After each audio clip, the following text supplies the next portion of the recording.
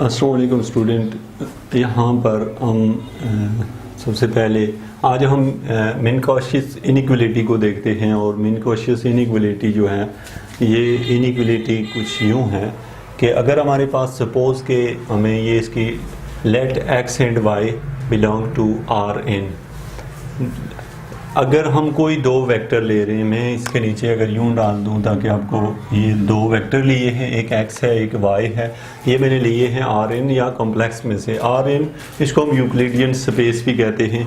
और ये जो सी एन है ये कॉम्प्लेक्स में nth स्पेस की तरफ जाते हैं।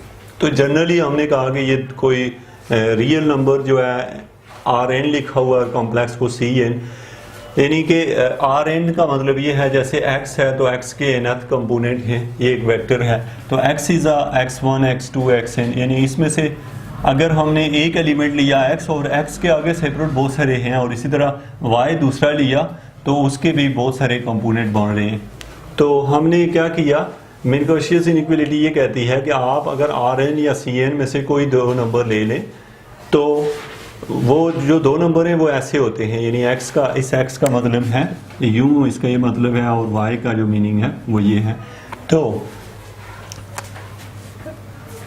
फिर इसको हम u लिख सकते हैं। और यहाँ पे कैसे, ये आपने देखा है कि अगर हमारे पास ये x इस तरह का हो, y इस तरह का हो, तो हमने इसको जनरली हम लिखते हैं sum i equal to 1 to n X I minus Y I whole power p into 1/p। यहाँ पे मैं p आपको बता दूं, नीचे में लिख देता हूँ वेयर p जो है वो ग्रेटर देन इक्वल टू 1 है, ग्रेटर देन इक्वल टू 1 है। p 1 भी हो सकता है और इन्फिनिटी तक ये जाता है। तो ये हमारे पास है कि x I minus Y I whole power p और 1/p लिखा हो तो इसको हम यूँ लिख सकते हैं, यानी सम इसका अलग अप्लाई करें और दूसरे के ऊपर सम अलग अप्लाई करें। लेकिन स्टूडेंट आप इनको आपस में कैंसिल करें तो फिर तो बात नहीं बचती। मेन ये कि आपने इनको सेपरेटली लिख सकते हैं, इसको हम कहते हैं मिनकॉशियस इनइक्वलिटी। ये ट्रायंगुलर इनइक्वलिटी से कहाँ किस हद तक डिफरेंट है, इसमें जस्ट ये होता है कि यहाँ पे एक तो p इन्वॉल्व होता है और सेकंड नंबर पे ये चीज़ इन्वॉल्व होती है यहाँ पे कि ये जो एक्स आई और वाई आई मीन ये इस फॉर्म में हो सकते हैं।